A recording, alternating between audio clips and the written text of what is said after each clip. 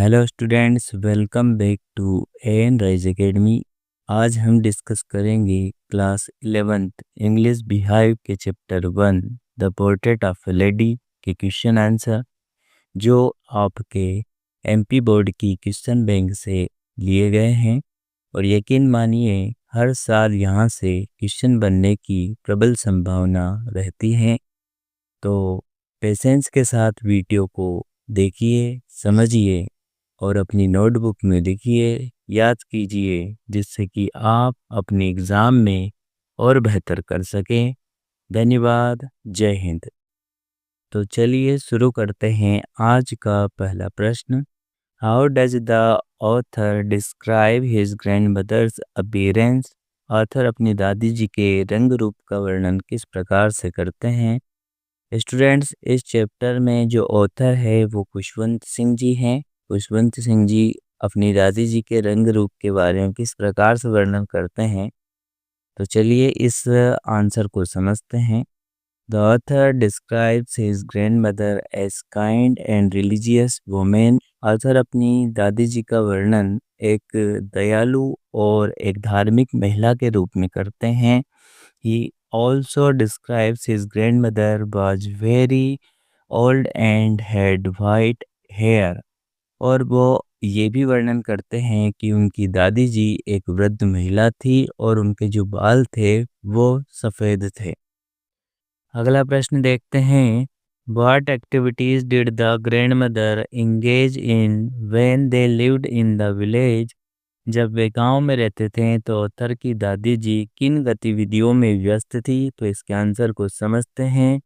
In the village the grandmother's days were filled with a variety of activities focused on her spiritual life, domestic duties and community involvement. जब वे गांव में रहते थे तो उनकी दादी जी का पूरा जीवन विभिन्न प्रकार की गतिविधियों से भरा हुआ था, जो कि उनका आध्यात्मिक जीवन, घरेलू कर्तव्य और सामाजिक भागीदारी पर आधारित था। अगला प्रश्न देखते हैं। How did the relationship between the author and his grandmother change when they moved to the city?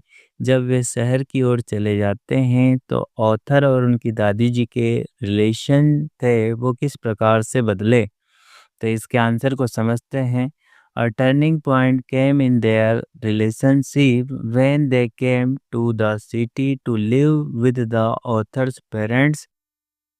उनके रिलेशन में एक टर्निंग पॉइंट आ जाता है, एक मोड़ आ जाता है जब वे ऑथर के पेरेंट्स के साथ शहर में रहने के लिए चले जाते हैं। The author was sent to English school. जो ऑथर थे वो एक इंग्लिश स्कूल में पढ़ने के लिए चले जाते हैं।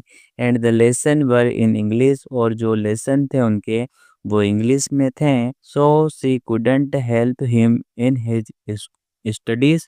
और इसीलिए उनकी जो दादी जी थी वो उनके अध्ययन में मदद नहीं कर पाती हैं, क्योंकि उनकी जो दादी जी थी वो एक धार्मिक और एक आध्यात्मिक महिला थी।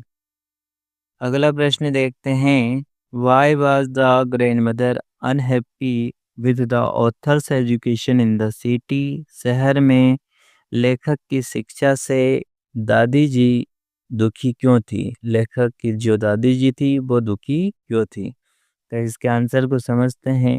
The author's grandmother was unhappy with authors education in the city. शहर में लेखक की शिक्षा से लेखक की जो दादी जी थी वो दुखी थी। Because she was conservative and religious. क्योंकि उनकी दादी जी एक रूढ़िवादी परंपरा को मानने वाली और एक धार्मिक महिला थी, इसलिए उनकी दादी जी उनकी शिक्षा से दुखी थी। अगला प्रश्न देखते हैं। What did the grandmother do to pass her time when she was in the city? जब लेखक की दादी जी शहर में थी तो वह अपना टाइम पास कैसे करती थी? तो इसके आंसर को समझते हैं। In the city the grand mother spent her time mainly reciting prayers while spinning at her spinning wheel and feeding sparrows in the afternoon।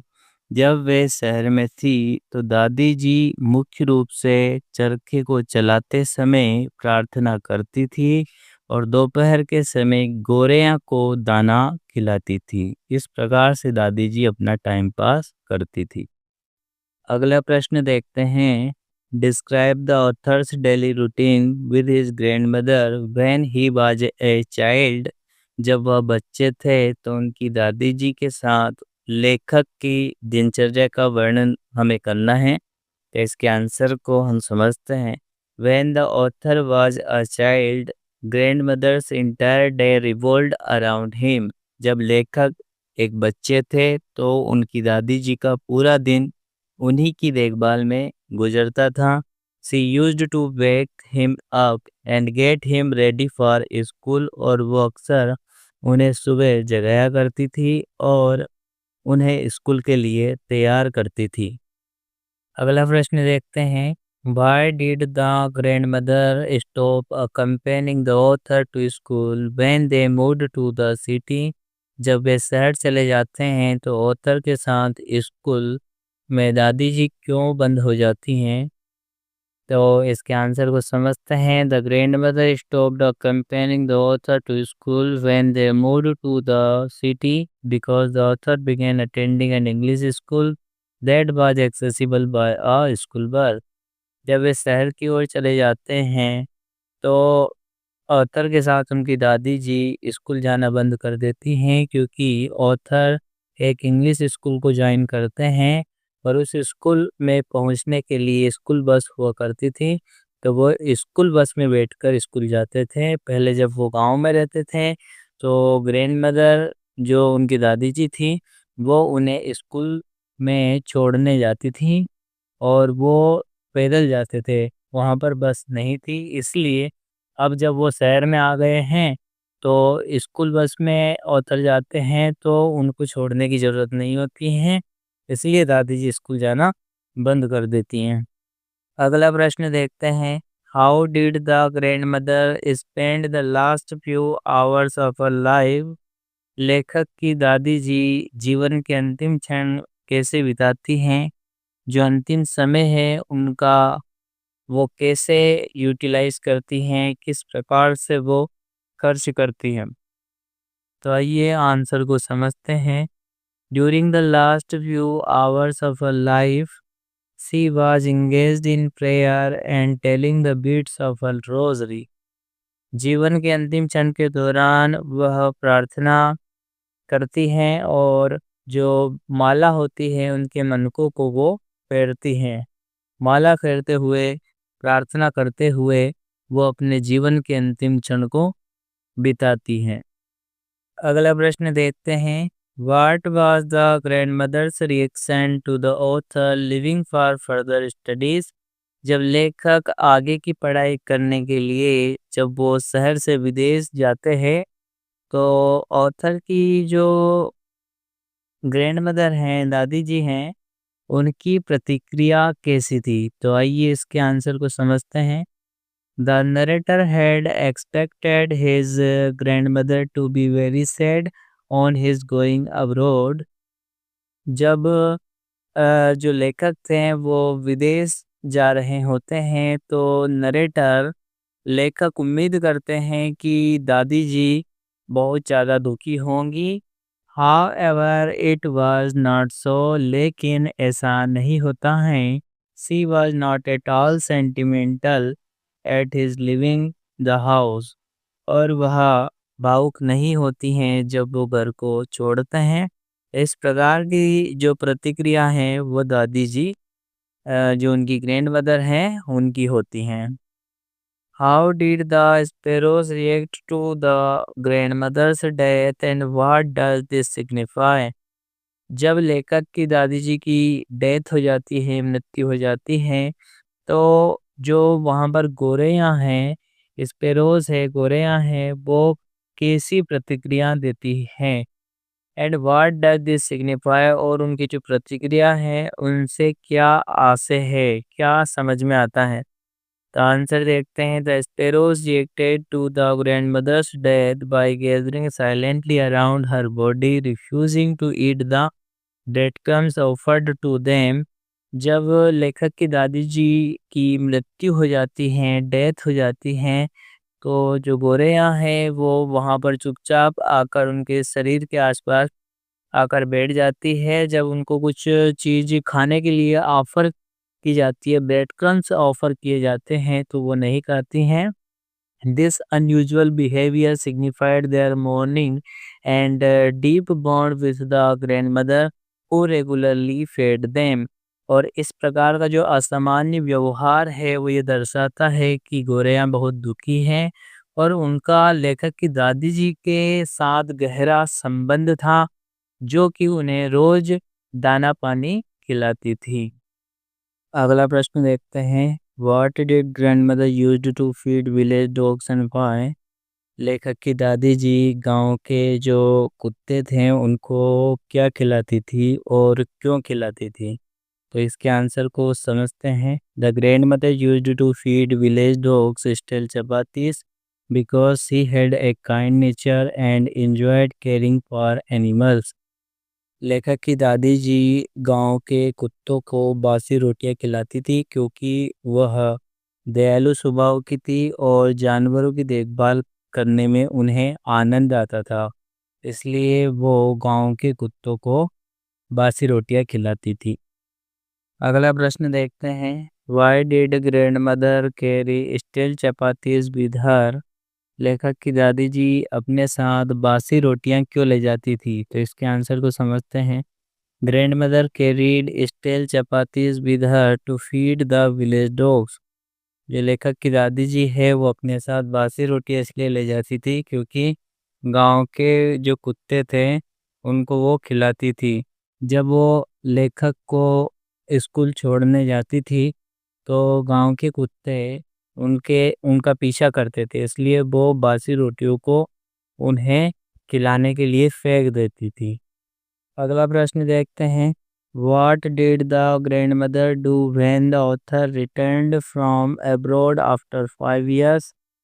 जब लेखक विदेश से 5 साल के बाद घर वापस लौटते हैं तो दादी जी ने क्या किया। तो इसके आंसर को समझते हैं। When the author returned from abroad after 5 years, grandmother went to the railway station to receive him. जब लेखक विदेश से 5 साल के बाद वापस घर पर लौटते हैं तो उनकी दादी जी उन्हें रेलवे स्टेशन पर रिसीव करने के लिए जाती हैं। अगला प्रश्न देखते हैं, why was the grandmother upset with the author when he joined music classes. जब लेखक म्यूजिक क्लासेस को ज्वाइन कर लेते हैं, संगीत की कक्षाओं को वो ज्वाइन कर लेते हैं, तो जो उनकी दादी जी हैं वो क्यों उदास हो जाती हैं। तो इसके आंसर को समझते हैं। The grandmother was upset when the author joined music classes because she considered music suitable only for the people with low dignity. यानी जो ग्रैंड मदर है वो उदास हो जाती है जब लेखक म्यूजिक क्लासेस ज्वाइन कर लेते हैं, क्योंकि वो ऐसा मानती है कि जो म्यूजिक है वो केवल लो डिग्निटी वाले लोगों को सूटेबल होता है, इसलिए वो उदास हो जाती हैं। अगला प्रश्न देखते हैं, why was the grand mother sad when the author was admitted in an English school. लेखक जब इंग्लिश स्कूल को ज्वाइन कर लेते हैं तो उनकी दादी जी क्यों उदास हो जाती हैं। तो आइए आंसर को समझते हैं। The grandmother was sad when the author was admitted in an English school because the teaching were related to western science, there was no teaching about God and scriptures. जब लेखक English school को join कर लेते हैं तो उनकी दादी जी उदास हो जाती हैं क्योंकि वहाँ पर वेस्टर्न साइंस के बारे में अध्ययन होता था और वहाँ पर ईश्वर के बारे में पढ़ाई नहीं होती थी। ईश्वर को जानने के लिए वहाँ पर शिक्षा नहीं दी जाती थी और धार्मिक ग्रंथ को वहाँ पर नहीं पढ़ाया जाता था, क्योंकि जो लेखक की दादी जी थी वो एक धार्मिक महिला और रूढ़िवादी महिला थी। इसलिए वो जब ये देखती है कि वहाँ पर वेस्टर्न साइंस के बारे में पढ़ाया जाता है, आर्किमिडीज़ का सिद्धांत पढ़ाते हैं, वहाँ पे न्यूटन्स के नियम पढ़ाए जाते हैं, साइंस के बारे में पढ़ाया जाता है।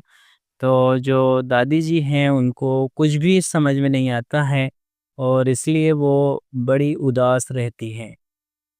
अगला प्रश्न देखते हैं, ये प्रश्न हमारा आखिरी प्रश्न है। When was the link of the friendship between the author and his grandmother snapped? लेखक और उनकी दादी जी की जो फ्रेंडशिप थी वो कब टूट जाती है? तो इसके आंसर को देखते हैं। The link of friendship between the author and his grandmother was snapped when author joined university and was given A private room. लेखक और उनकी दादी जी की जो फ्रेंडशिप है वो तब टूटती है जब लेखक फर्दर स्टडी के लिए यूनिवर्सिटी ज्वाइन कर लेते हैं और उन्हें एक प्राइवेट रूम दे दिया जाता है। तब लेखक और उनकी जो दादी जी है उनकी फ्रेंडशिप पूरी तरीके से टूट जाती हैं।